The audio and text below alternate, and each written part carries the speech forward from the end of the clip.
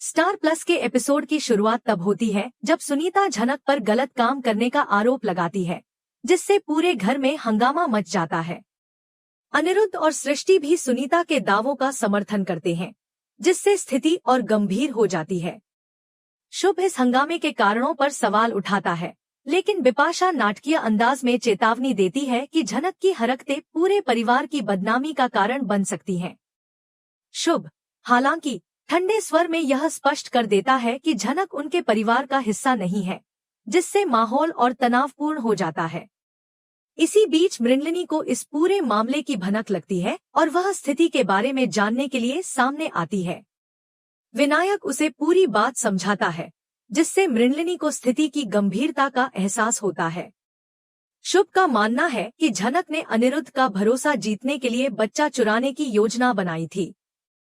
इस बीच सरिता का पति झनक को जेल भेजने की धमकी देता है, लेकिन झनक अपना बचाव करते हुए कहती है कि उसका इरादा सिर्फ बच्चे को देखने का था, न कि उसे चुराने का। झनक की इस सफाई के बावजूद सरिता का पति उस पर शक करता है और उसे सजा दिलाने की बात कहता है। छोटन इस पूरे मामले को सुलझाने के लिए झनक से पूछती है कि क्या उसे किसी पर शक है। झनक बिना हिचकिचाए सुनीता और सरिता के पति पर आरोप लगाती है, जिससे सरिता भड़क जाती है और जोर देकर कहती है कि वह अपने बच्चे को कभी नहीं छोड़ेगी।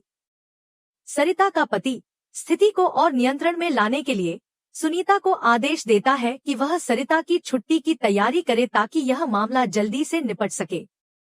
इसी बीच अनिरुद्ध झनक का बचाव करते हुए स्पष्ट करता है कि झनक के इरादे गलत नहीं थे और उसने ऐसा कोई काम नहीं किया जिससे किसी को नुकसान पहुंचे। हालांकि सरिता का पति इससे सहमत नहीं होता और तर्क देता है कि अगर झनक को रोका नहीं जाता तो वह बच्चे को लेकर भाग सकती थी। मृणलिनी भी झनक के समर्थन में सामने आती है और कहती है कि झनक कभी भी बिना सबूत के इस तरह के आरोप नहीं लगाएगी। मृणलिनी सरिता के पति को चेतावनी देती है कि अगर उसने झनक के खिलाफ कोई शिकायत दर्ज की तो वे भी उसके और सुनीता के खिलाफ मामला दर्ज करेंगे। इस पूरे घटनाक्रम के बीच तनुजा अर्शी के बारे में चिंतित रहती है। उसे इस बात की फिक्र होती है कि सृष्टि अपनी बेटी की तुलना में झनक पर ज्यादा ध्यान दे रही है, जिससे अर्शी की अनदेखी हो रही है। शुभ इस स्थिति को लेकर भविष्यवाणी करता है कि झनक को इसके लिए सजा भुगतनी पड़ेगी क्योंकि अस्पताल के पास उसके खिलाफ पुख्ता सबूत मौजूद हैं। दूसरी ओर लालन हिमली को प्रोत्साहित करता है कि वह अपनी पढ़ाई पर ध्यान दे और अपने सपनों को पूरा करे। लालन हिमली को समझाता है कि उसके जीवन का मकसद केवल दूसरों की सेवा करना नहीं है, बल्कि उसे अपने जीवन के लिए भी कुछ लक्ष्य निर्धारित करने होंगे। अपू अनुराधा से हिमली के लिए खाना लाने के लिए कहता है और उसके साथ बैठकर खाना खाने का फैसला करता है ताकि हिमली को सहज महसूस कराया जा सके। हिमली अपू से माफी मांगती है और अनुराधा को इस बात की राहत मिलती है कि उसकी प्रार्थना आखिरकार स्वीकार हो गई है। इसी बीच लालन अर्शी के बच्चे का जिक्र करता है, लेकिन यह स्वीकार करता है कि उसे यह जानकारी नहीं है कि अर्शी किस अस्पताल में भर्ती है। इससे यह स्पष्ट होता है कि अर्शी की स्थिति के बारे में परिवार में पूरी तरह से अनिश्चितता है। सृष्टि इस पूरे मामले को लेकर झनक से सीधे सवाल करती है। वह झनक से पूछती है कि क्या उसने सच में अनिरुद्ध को प्रभावित करने के लिए सरिता के बच्चे को चुराने की योजना बनाई थी। झनक सृष्टि के इस सवाल से आहत होती है और स्पष्ट करती है कि उसका इरादा कभी भी गलत नहीं था। वह केवल बच्चे को देखना चाहती थी, न कि उसे चुराना। सृष्टि को इस बात पर भरोसा नहीं होता और वह झनक की सफाई को संदेह की नजर से देखती है।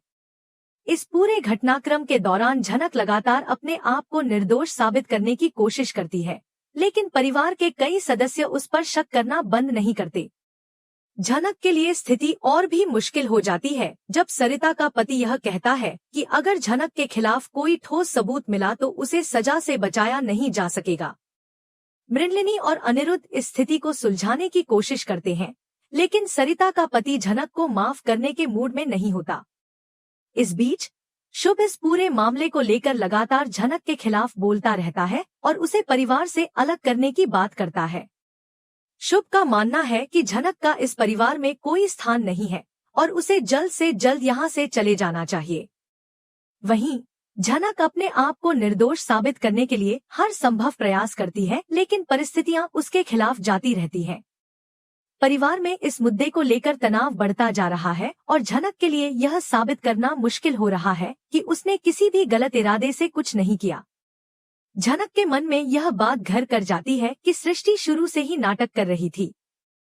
उसे लगता है कि सृष्टि ने पहले जानबूझकर अपना केस वापस लिया और अब वह अपने असली इरादों का खुलासा कर रही है। झनक इस बात को लेकर चिंतित रहती है कि आखिर सृष्टि ऐसा क्यों कर रही है। इसी बीच छोटन इस पूरे मामले को लेकर सवाल उठाता है कि वे इस बात की पुष्टि कैसे कर सकते हैं कि सरिता का बच्चा वास्तव में अर्शी का है। झनक इस सवाल का जवाब देने की कोशिश करती है, लेकिन उसे खुद इस बात का कोई ठोस सबूत नहीं मिलता। वह स्वीकार करती है कि उसके पास कोई पुख्ता प्रमाण नहीं है, जिससे उसकी स्थिति और कमजोर हो जाती है। दूसरी ओर अनिरुद्ध, जो अभी तक अर्शी से नहीं मिला है, पुलिस स्टेशन में अनिंदो इंस्पेक्टर से मिलकर जोर देकर कहता है कि हिमली उसकी पत्नी है और उसने कुछ भी गलत नहीं किया है। इंस्पेक्टर इस बात पर विश्वास नहीं करता और तस्करी और गायब हुए पैसों में अनिरुद्ध की संलिप्तता को लेकर उससे सख्ती से पूछताछ करता है।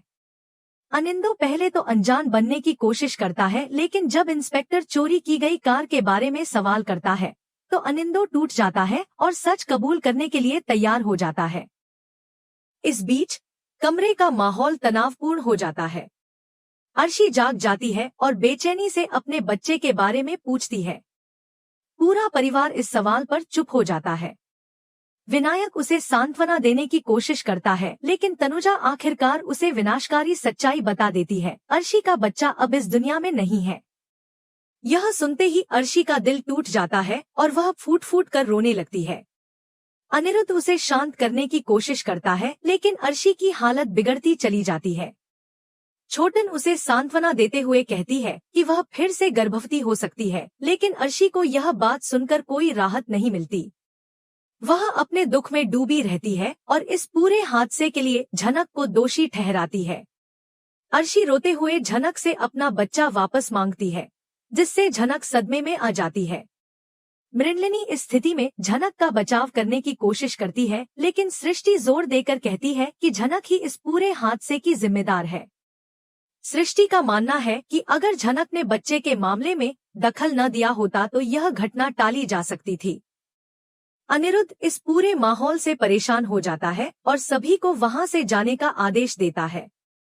हालांकि अर्शी अपने बच्चे के बिना वहां से जाने से इनकार कर देती है। झनक, जो लगातार खुद को निर्दोष साबित करने की कोशिश कर रही थी, जोर देकर कहती है कि अर्शी का बच्चा अभी भी जीवित है। यह सुनकर सृष्टि उसे गुस्से में चुप करा देती है और कहती है कि झनक अर्शी को झूठी उम्मीद दे रही है। हालांकि अर्शी के मन में झनक की बात गूंजने लगती है और वह इस बात पर अड़ जाती है कि उसका बच्चा जीवित है।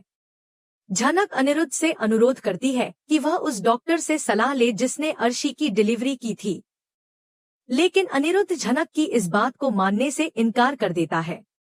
शुभ, जो इस पूरे मामले से पहले से ही झनक के खिलाफ था, छोटन को आदेश देता है कि वह झनक को वहां से हटा दे, लेकिन झनक जाने से इनकार कर देती है। वह साफ शब्दों में कहती है कि वह तब तक नहीं जाएगी जब तक अर्शी को पूरी सच्चाई नहीं मिल जाती और उसे शांति नहीं मिल जाती। अर्शी, जो इस पूरे घटनाक्रम से बेहद आहत है, गुस्से में झनक पर चिल्लाती है और उसे इस स्थिति के लिए पूरी तरह से दोषी ठहराती है।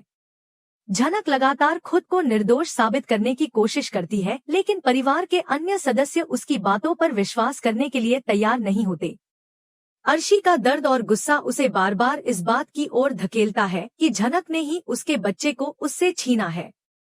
दूसरी ओर मृणलिनी लगातार झनक का समर्थन करती है और उसे इस मुश्किल घड़ी में अकेला नहीं छोड़ती।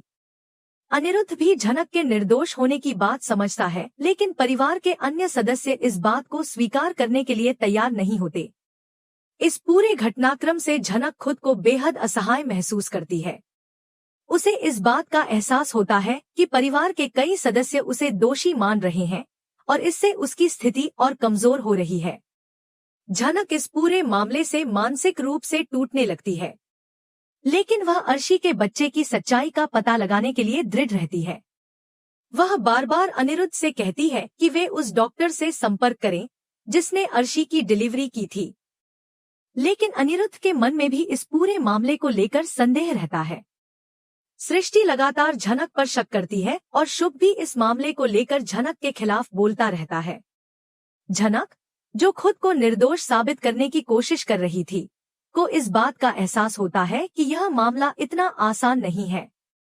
उसे इस बात की भी चिंता होती है कि अगर सृष्टि और शुभ ने उसके खिलाफ सबूत इकट्ठा कर लिए तो उसकी स्थिति और कमजोर हो जाएगी। दूसरी ओर अर्शी लगातार इस बात पर अड़ी रहती है कि उसका बच्चा जीवित है और वह उसे वापस चाहती है। झनक इस स्थिति में खुद को अकेला महसूस करती है, लेकिन मृणलिनी का समर्थन उसे मजबूत बनाए रखता है। झनक को अब यह समझ में आ गया था कि उसे इस पूरे मामले की सच्चाई का पता लगाना होगा ताकि वह खुद को निर्दोष साबित कर सके और अर्शी को उसका बच्चा वापस दिला सके।